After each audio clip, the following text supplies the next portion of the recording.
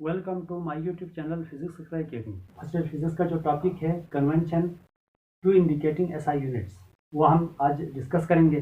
Convention कहते हैं रवायात या rules and regulation. System international को इस्तेमाल करने के कुछ रूल्स एंड रेगुलेशन है, उसको आप फॉलो करना मस्ट है। 9-10 में आपने उसको वायलेट किया भी है तो उसका जो है इंदा नंबर आपका नहीं कटा होगा। लेकिन अब जो एफएससी लेवल पर जो रूल्स है वो स्ट्रिक्टली ऑब्जर्व होंगे, लिहाजा इन रूल्स को फॉलो करना इंतहाई ज़रूरी है। अगर आप इन रूल को वायलेट करेंगे तो आपके बोर्ड में नंबर कटेगा। ऐसा यूनिट लिखने का पहला रूल है हमारे पास, full name of unit does not begin with a capital letter even if it is after the name of scientist. जब हम कोई फुल नेम लिखते हैं तो स्टार्ट का वर्ड कैपिटल लिखते हैं, बाकी तमाम वर्ड स्मॉल लिखते हैं। तो जब यूनिट का नाम फुल लिखेंगे तो स्टार्ट का वर्ड भी आपने स्मॉल लिखना है और बाकी तमाम लेटर तो हम स्मॉल लिखते ही है। यूनिट का फुल नेम लिखेंगे तो तमाम का तमाम वर्ड स्मॉल लेटर में लिखना है, स्टार्ट वाला जो लेटर भी स्मॉल में लिखना है, चाहे वो फुल नेम साइंटिस्ट के नाम पे क्यों ना हो। जैसा कि हमारे पास है न्यूटन। न्यूटन अगर बतौर नेम इस्तेमाल होता है तो एन हम कैपिटल लिखते हैं, बाकी तमाम लेटर हम स्मॉल लिखते हैं। जबकि यहाँ पर न्यूटन जो है साइंटिस्ट का नाम है लेकिन ये बतौर यूनिट स्मॉल हुआ है, इसलिए स्टार्ट का जो एन है ये भी स्मॉल लेटर में हमने लिखा है। सेकंड, तमाम वर्ड स्मॉल में है including S and ampere. Ampere भी साइंटिस्ट का नाम है, स्टार्ट के लेटर भी हमने स्मॉल में लिखा है। Rule number 2, the symbol of the unit is written in capital letter if name after a scientist. Unit का अगर हम सिंबल लिखना चाहते हैं, अगर वो यूनिट का नाम साइंटिस्ट के नाम पर हो, अगर हम उसका सिंबल लिखना चाहते हैं तो सिंबल हमेशा कैपिटल लेटर में आएगा। जैसा कि न्यूटन है, न्यूटन पूरा वर्ड जब हम फुल लिखेंगे तो पूरा का पूरा स्मॉल में लिखा जाएगा। जब हम न्यूटन का सिंबल लिखना चाहते हैं तो कैपिटल एन से लिखा जाएगा, क्योंकि न्यूटन साइंटिस्ट का नाम है। प्रेशर का यूनिट है पास्कल। पास्कल भी साइंटिस्ट का नाम है तो पास्कल को हम कहते हैं पा। अब ये सिंबल है। अब देखिए स्टार्ट का जो पी है वो हमने कैपिटल में लिखा। इसी तरह एम्पियर, एम्पियर है capital A for ampere. Ampere जब फुल नेम लिखा था तो तमाम का तमाम वर्ड इंक्लूडिंग फर्स्ट लेटर हमने तमाम के तमाम वर्ड स्मॉल लेटर में लिखा। जब हम इसका सिंबल लिखेंगे तो साइंटिस्ट के नाम पे है, इसलिए हमने इसको कैपिटल ए से शो किया। Number 3, prefix is written before SI unit and space is not used. Prefix को हमेशा हम एसआई यूनिट से पहले लिखते हैं और यूनिट और प्रीफिक्स के दरमियान हम स्पेस नहीं लगाते। जैसे कि 1 मल्टीप्लाई बाई 10 की पावर 3 मीटर। 10 की पावर 3 क्या है? किलो है, प्रीफिक्स है, तो इसको आप यूँ लिख सकते हैं 1 किलोमीटर। के प्रीफिक्स है एन मीटर है, तो मीटर से पहले हमने प्रीफिक्स यूज़ किया, 10 की पावर 3 की जगह में हमने प्रीफिक्स यूज़ किया। अब किलोमीटर को पास पास में हमने लिखा है।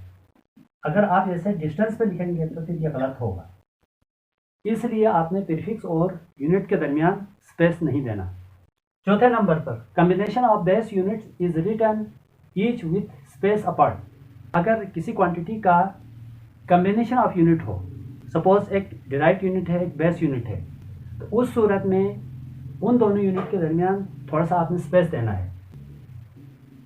Newton multiply by metre. अब देखिए दो यूनिट का कम्बिनेशन है, ये वाट का यूनिट है न्यूटन मीटर और ये जूल के बराबर होता है, तो आपने न्यूटन लिखा, थोड़ा सा स्पेस आपने देना है, फिर मीटर लिखना है। Number 5, compound prefixes are not allowed. Compound prefix allowed नहीं है, यानी कि एक नंबर के साथ हम एक से ज़्यादा प्रीफिक्स यूज नहीं कर सकते। जैसे number 5, compound prefixes are not allowed. Compound prefix allowed नहीं है, यानी कि एक से ज़्यादा प्रीफिक्स हम इस्तेमाल नहीं कर सकते। जैसा कि 1 माइक्रोफैरड। अब देखिए कंपाउंड प्रीफिक्स इस्तेमाल किया है, यहाँ पे एक से ज़्यादा प्रीफिक्स इस्तेमाल किया है, तो माइक्रो 10 की पावर -6, माइक्रो 10 की पावर -6, 10 की पावर -6, 10 की पावर -6 दो दफ़ा है, तो इसका आप बेस से में पावर ऐड करेंगे तो ये 10 की पावर -12 फैरड होगा। -12 क्या होता है? प्रीफिक्स है pico, 1 pico farad. It is correct. देखो ये वाला गलत है, ये आपने नहीं लिखना, अगर ऐसे फॉर्म में है तो आपने इसको इस फॉर्म में चेंज करके आपने लिखना है। Number 6, a number such as 5 multiply by 10 की पावर +4 +4, ये है number a number such as 5 multiplied by 10 to the power +4 centimeter may be expressed in scientific notation as, अगर ऐसे नंबर हो 5 मल्टीप्लाई बाई 10 की पावर +4 सेंटीमीटर हो, इस तरह के नंबर में हमने क्या करना है, ये जो प्रीफिक्स है इसकी वैल्यू पुट करके इसको हमने सिस्टम इंटरनेशनल में चेंज करना है। जैसा कि 5 मल्टीप्लाई बाई 10 की पावर 4 सेंटी 10 की पावर -2 के बराबर है मीटर। 10 की पावर +4 10 की पावर -2 बेस से में पावर ऐड करें तो 4 - 2 +2 होगा, तो 10 की पावर +2 मीटर। ये करेक्ट फॉर्म है। यानी कि इस तरह के अगर फॉर्म में हो, जैसे कि किलोमीटर हो सकता है, सेंटीमीटर क्यूब हो सकता है, इस केस में आपने इसको सिस्टम इंटरनेशनल में आपने चेंज करना है। अगले नंबर पर number 7, in practical work measurement is taken in the most convenient unit. For example, micrometer screw gauge measurement is taken in millimeter or centimeter and mass of calorimeter is taken in grams। जैसे कि हम practical work करते हैं, जैसे कि आप screw gauge का practical कर रहे हैं, तो स्क्रू गेज का जो मेजरमेंट हम मिलीमीटर या सेंटीमीटर में लेना हमारे लिए आसानी होती है। सो आप मेजरमेंट को प्रैक्टिकल के दौरान स्क्रू गेज से अगर आप मेजरमेंट ले रहे हैं तो आप मिलीमीटर या सेंटीमीटर में ही वैल्यू लिखें, नोट करें। या आप किलोमीटर के साथ आप काम कर रहे हैं तो मास का यूनिट है वो ग्राम में ही नोट करें, लेकिन कैलकुलेशन से पहले सेंटीमीटर या मिलीमीटर को या ग्राम को आखिर में सिस्टम इंटरनेशनल में चेंज करें। प्रैक्टिकल के दौरान आप सिस्टम इंटरनेशनल में अगर आप यूनिट को कन्वर्ट करने की कोशिश करेंगे तो आपके लिए मुश्किल होगा। प्रैक्टिकल के दौरान उसी यूनिट में लिखें, मुतल्लिका कन्वीनियंट यूनिट जिसमें आपको आसानी होती है उसी में ले लें। स्क्रू गेज के केस में हमें मिलीमीटर या सेंटीमीटर में लेना आसान होता है, उसी में ले लें। किलोमीटर के केस में हमें ग्राम में यूनिट को लेना आसान होता है। प्रैक्टिकल परफॉर्म करने के बाद आराम से आपने सुकून के साथ मुतमईन होकर आपने सिस्टम इंटरनेशनल में उस यूनिट को चेंज करके फाइनल रिजल्ट आप बना लें, इससे आपको आसानी होगी। Number 8, when a multiple or submultiple of base unit of a base unit is raised to a power which is the power of whole multiple।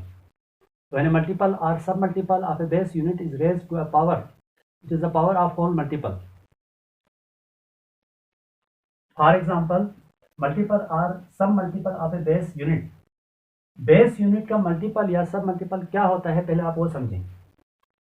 जैसा कि यहाँ पर है 1 किलोमीटर स्क्वायर या 1 सेंटीमीटर क्यूब, 1 किलोमीटर स्क्वायर या 1 centimetre cube ETC। इस तरह का अगर नंबर आ जाए, यहाँ पर जो मीटर क्या है, ये मीटर है, बेस यूनिट है, के सेंटी क्या है, प्रीफिक्स है। प्रीफिक्स के दो टाइप है हमारे पास, एक मल्टीपल एक सब मल्टीपल। जिनका पावर प्लस में आता है उनको हम मल्टीपल कहते हैं, जिनका पावर नेगेटिव में आता है उनको हम सब मल्टीपल कहते हैं। सो बेस यूनिट के ऊपर पावर हो तो मल्टीपल या सब मल्टीपल के ऊपर भी कंसिडर होगा। जब सिंबल लिखा जाता है तो सिर्फ हम वो पावर यूनिट के ऊपर लिखते हैं, बेस यूनिट के ऊपर लिखा जाएगा, प्रीफिक्स के ऊपर डबल नहीं लिखा जाएगा, क्योंकि ये भी सिंबल ये भी सिंबल।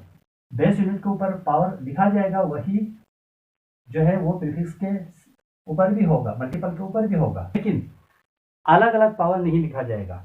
अगर आप प्रीफिक्स की वैल्यू लिखेंगे, जैसे कि के की वैल्यू है 10 की पावर 3, सेंटी की वैल्यू है 10 की पावर -2, तो वैल्यू के ऊपर ये पावर लिखा जाएगा। तो मैं यहाँ लिख देता हूँ 1 kilometre square, 1 kilometre square is equal to 1 multiply by K की जगह 10 की पावर +3 मीटर होल स्क्वायर। अब ये जो पावर है 10 की पावर 3 के ऊपर भी आएगा, मीटर के ऊपर भी आएगा, तो ये वैल्यू होगी 1 मल्टीप्लाई बाई 10 की पावर 6 मीटर स्क्वायर। इसी तरह सब मल्टीपल के ऊपर लिखा नहीं जाएगा, पावर हमेशा बेस यूनिट के ऊपर लिखा जाएगा, मल्टीपल के ऊपर भी होगा लेकिन लिखा नहीं जाएगा। अगर वैल्यू पुट करेंगे तो वैल्यू के ऊपर लिखा जाएगा 1 सेंटीमीटर क्यूब, 1 10 की power -2 metre whole cube. Cube 10⁻² के ऊपर जाएगा, m के ऊपर जाएगा, तो 1 centimetre cube is equal to 1 10⁻² का whole cube metre cube. 1 centimetre cube is equal to 2 3 6 10⁻6 metre cube. This is your record answer. आज का लेक्चर यहाँ पे एंड होता है। नेक्स्ट वीडियो में हम दोबारा मिलेंगे, तब तक के लिए goodbye, thank you very much.